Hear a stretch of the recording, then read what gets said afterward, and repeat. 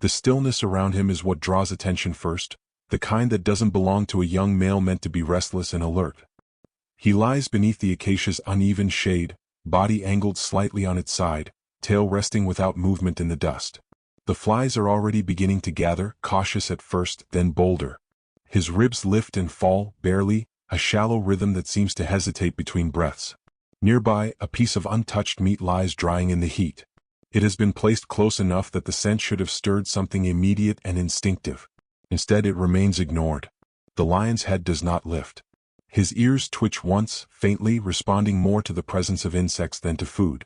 Hunger is no longer the loudest voice in his body. The rangers slow their steps as they approach, keeping their distance, reading the ground and the animal together.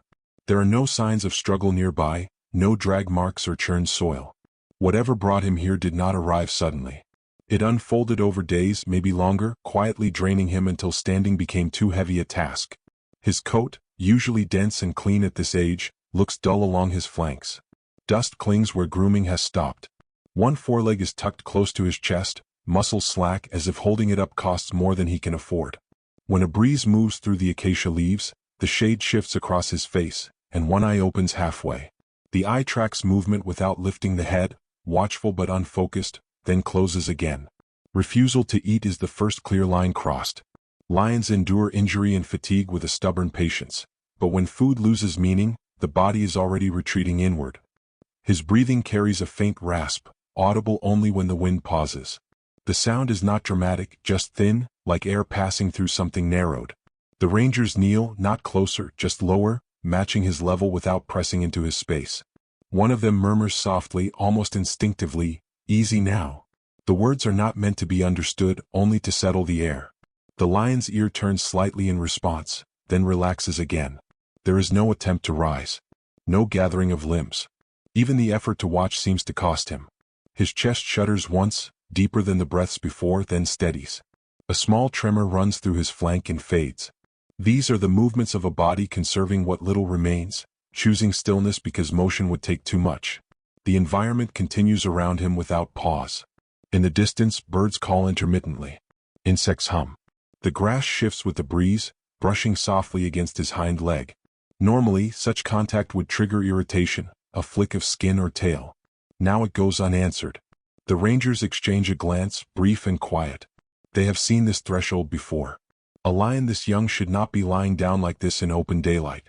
Strength does not vanish overnight, but once it slips past a certain point, it does not return on its own. They note the sun's position, the lengthening shadows beginning to stretch across the ground. Time matters, but urgency here is measured, careful. Any sudden action could push him further inward. For now, they observe, document, wait for signs that might explain what the body no longer can.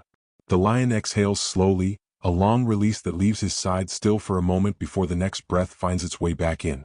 Above him, the acacia leaves whisper as the wind moves through them, and the shade holds steady, thin but enough to keep the worst of the sun from his face. Time moves forward without announcement. The days do not mark themselves differently because one young lion has stopped moving. Light arrives each morning the same way, spreading across the grasslands, warming the acacia shade where his body remains pressed into the earth.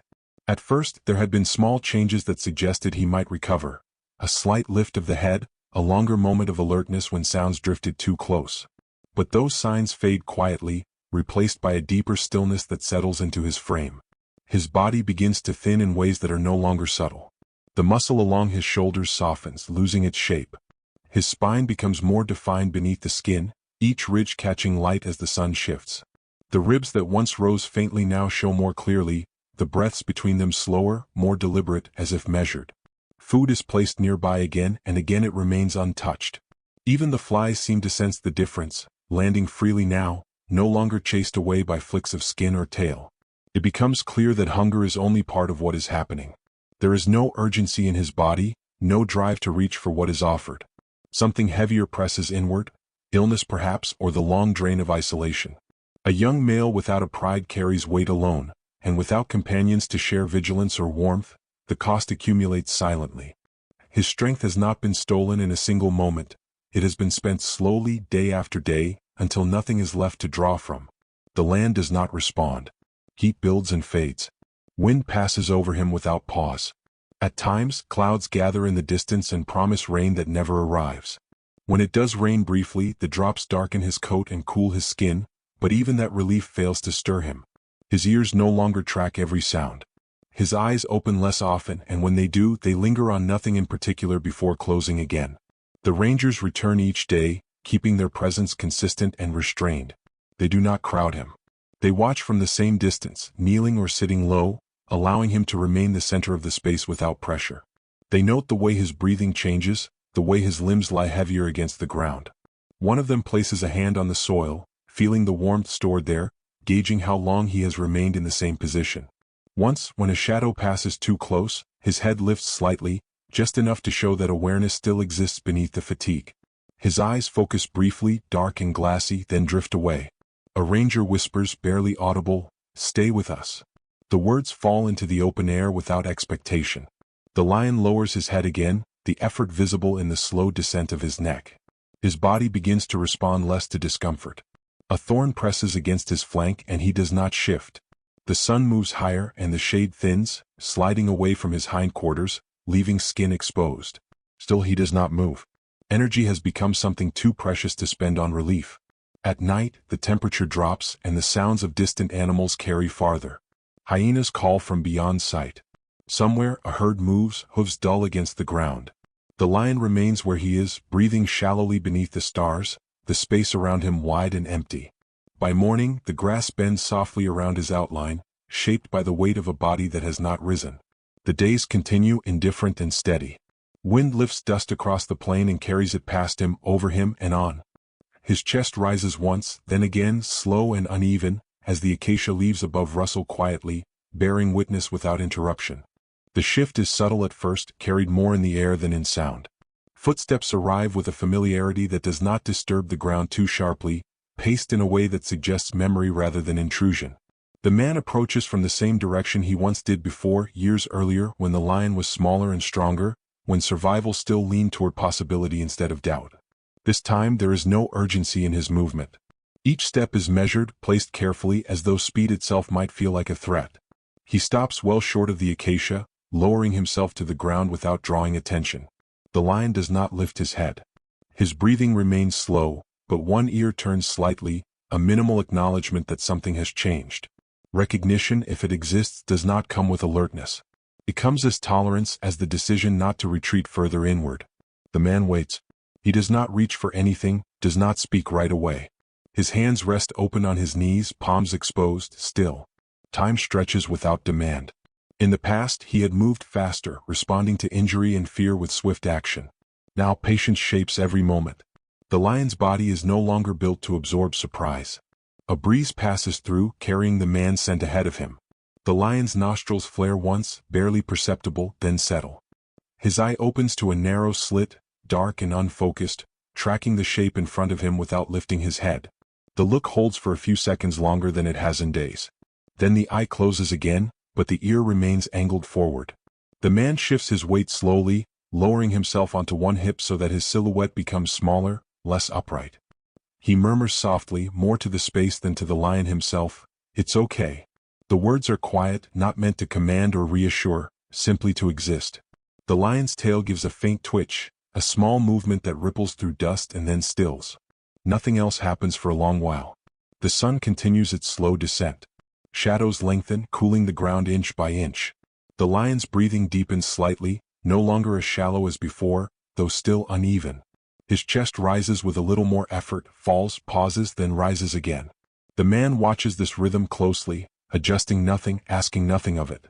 The distance between them remains intact. Trust in this moment is not about closeness. It is about the absence of pressure. The lion does not attempt to rise, but his foreleg shifts a few centimeters, adjusting its position. The movement costs him visibly, a tremor passing through the limb before it settles. Still, it is movement and it does not go unnoticed. The man leans forward just enough to rest his forearms on his thighs, lowering his profile further. He does not reach toward the untouched food nearby, does not draw attention to it. Hunger is not the barrier anymore. The body is negotiating something deeper, something that cannot be rushed or reasoned with. As the light softens, the lion's head lifts slightly, no more than an inch, held there briefly before lowering again. His eyes open fully this time, meeting the space in front of him, lingering on the man's shape without sharpness or fear. The gaze is tired, dulled by days of exhaustion, but it is present. The land remains quiet around them. Insects hum.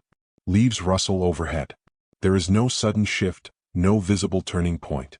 Just two figures sharing the same patch of ground, separated by distance and connected only by stillness. As evening settles in, the acacia casts a longer shadow, and within it, the lion exhales slowly, the sound barely audible as the man remains where he is, unhurried, waiting with the fading light. The moment arrives without ceremony. There is no sudden movement, no sharp intake of breath that signals change. It comes quietly, woven into the same slow rhythm that has defined the days before it. The man has remained in place for hours now, adjusting only when the ground demands it, his presence steady enough to blend into the landscape rather than interrupt it. The lion's breathing shifts first. It is not stronger, but it becomes more deliberate, as though each breath is being chosen rather than simply allowed. His flank rises a fraction higher than before, then settles. A pause follows, longer than usual, stretching just enough to draw concern before the next breath arrives. The lion's head lifts again, higher this time. The movement is careful, controlled, and visibly costly. Muscles along his neck tighten, quiver, then hold. His eyes open fully, no longer drifting past the world but fixing on something specific. They find the man. For several seconds, nothing else moves. The lion holds himself upright just long enough to test the weight of it, then lowers his head slightly, not back to the ground but angled forward. His ears tilt, aligning toward the quiet figure seated nearby. The distance between them remains unchanged, but something within it shifts. The lion's body makes a sound, low and brief, not a call and not a warning. It is the soft exhale of air pushed past tired lungs, a sound that carries no force behind it. His jaw loosens slightly, teeth parting just enough to release the breath. When it ends, his mouth closes again and he swallows with effort. The man does not move. He does not speak. He watches the lion's face, the small signs written there, the tension around the eyes, the way the whiskers lie flat against the muzzle, the way the head remains lifted despite the strain. This is not strength returning. It is will surfacing through exhaustion. Slowly, inch by inch, the lion shifts his foreleg forward. The paw drags lightly through the dust before finding a new resting place. The movement sends a tremor through his shoulder, and he pauses, breath held, waiting for the sensation to pass. When it does, he leaves the paw where it is, closer to the man than before. The gesture is small, almost dismissible. It does not shorten the distance enough to invite touch. It does not signal readiness to rise or to feed. But it is a choice. The lion has moved toward, not away. In days of stillness, it is the first motion that does not serve comfort or necessity alone. The man lowers his head slightly, acknowledging the shift without responding to it physically. After a moment, he speaks, just once, his voice barely louder than the wind moving through the leaves. "I'm here." The words are simple, offered without expectation. They settle into the space between them and remain there. The lion's eyes soften, not closing but losing their sharp edge. His breathing steadies into a slow, uneven rhythm that carries a little more depth than before. He does not attempt to rise again. Instead, he lets his head lower, resting it against the ground with a care that suggests awareness rather than collapse. The light begins to change, thinning into the warmer tones of late afternoon. Shadows stretch across the grass, reaching the lion's flank and then moving past it. The acacia leaves stir above, scattering patterns of light and shade across his body. A faint breeze lifts the fur along his side, then moves on. The balance has not tipped fully toward recovery. Nothing has been resolved. But something has shifted. In the quiet space beneath the tree, the lion lies breathing, eyes half open, his paw resting closer than before as the day continues to fade around him, carrying with it the soft promise of night. Morning arrives softly, without spectacle. The air holds a cooler edge and the light spreads slowly across the grass, catching on dew that clings low to the ground. Beneath the acacia, the lion remains where he has been, but the shape of him is different now. His body no longer sinks entirely into the earth. There is tension in his limbs, faint but present, as though something inside him has decided to engage again. He draws in a deeper breath, one that lifts his chest more fully than before. The movement seems to surprise even his own body. His head rises, unsteady at first, then steadies as his neck muscles gather themselves. For a moment, he simply sits there, breathing, eyes open and alert enough to register the morning sounds returning to their proper volume. The effort to rise begins slowly. He shifts his weight forward, testing one foreleg then the other. The muscles tremble visibly, thin and depleted, struggling to remember their purpose. He pauses, sways slightly, then steadies again. There is no rush in him, no burst of strength. This is persistence, not power. With a controlled push, he lifts his chest off the ground. His hindquarters lag behind, dragging for a moment before responding. The movement costs him. His breathing becomes heavier, more pronounced, but it does not break. He adjusts his stance, paws spreading wider for balance, claws lightly scoring the soil as they grip. The man remains still, watching without stepping closer. He understands the fragility of the moment. Any interruption could fracture the concentration holding the lion upright. The rangers stand farther back, their presence quiet, contained. No one speaks. The lion stands fully now, though his posture is uneven. His spine dips, shoulders slanted slightly forward.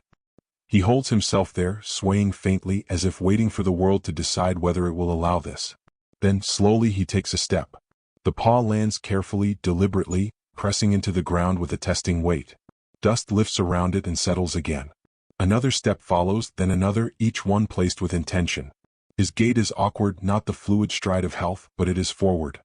He moves out from beneath the acacia's shade into the open light. The sun warms his coat as he advances, illuminating the rough texture of fur that has gone too long without care. His tail hangs low, barely moving, but it does move, swinging faintly with each step. He pauses once, breathing hard, then continues.